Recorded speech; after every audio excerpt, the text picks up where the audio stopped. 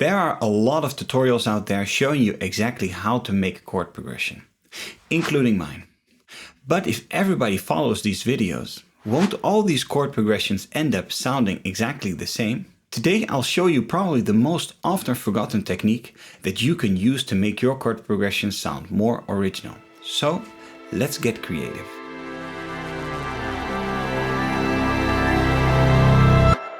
Straight off the bat, let's do a comparison between this progression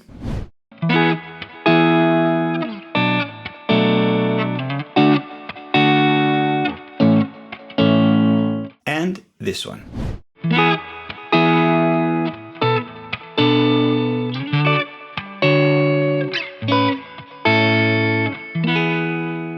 Can you tell me which progression sounded better, the first or the second one? A question that you need to ask yourself when writing a chord progression or when listening to one is, what do I actually hear? Are all tones equal, or are some tones more equal than others?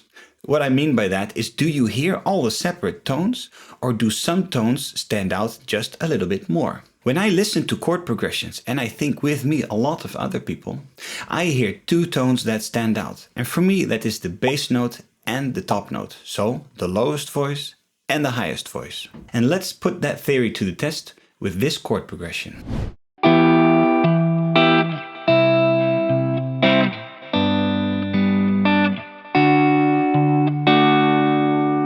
If I would take out all the tones in the middle,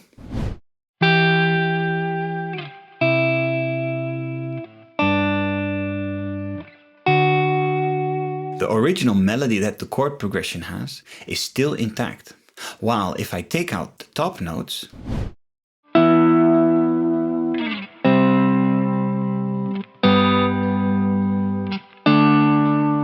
my chord melody changes.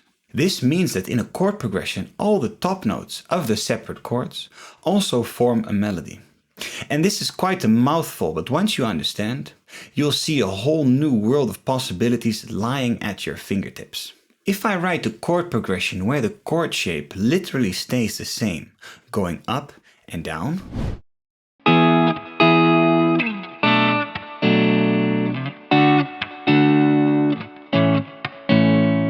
then I run the risk of it sounding dull and overused. But what if I really like these chords? Well, then let's just play around with the top notes and see if we can create a new melody. And to make it extra clear, I'll only be playing the bass note and the top voice. So instead of this melody,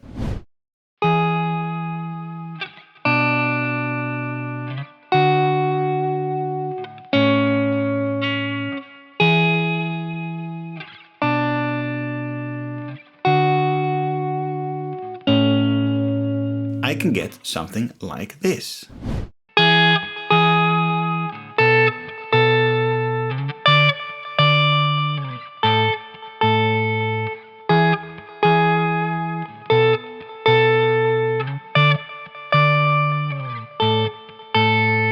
And I only chose notes that were already part of the chord, so I did not add any new tones or whatsoever. But I'm not 100% satisfied with how it sounds at the end between the last two chords. So I'm going to add some non-chord tones to create a nice stepwise line downwards.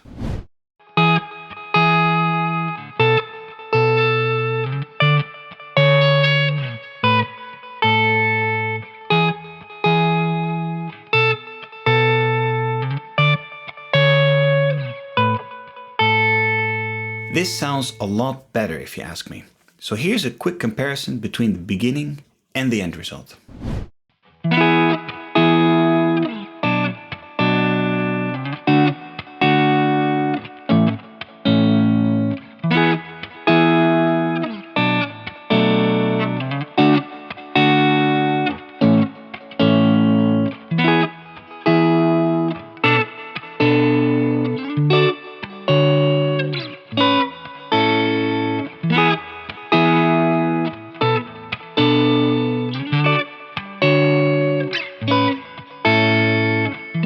Now the only question that remains is, when and why would you want to apply this technique? And there's a short answer, which is always.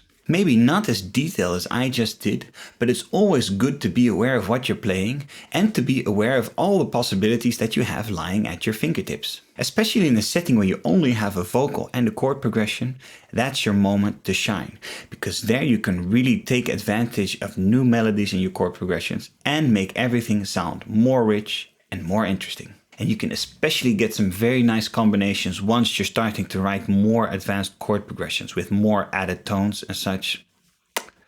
Lovely. If you feel inspired and think that this technique will help you with your own chord progressions, let me know in the comments. And otherwise, don't forget to like, share, and subscribe to the channel. And for now, see you next time.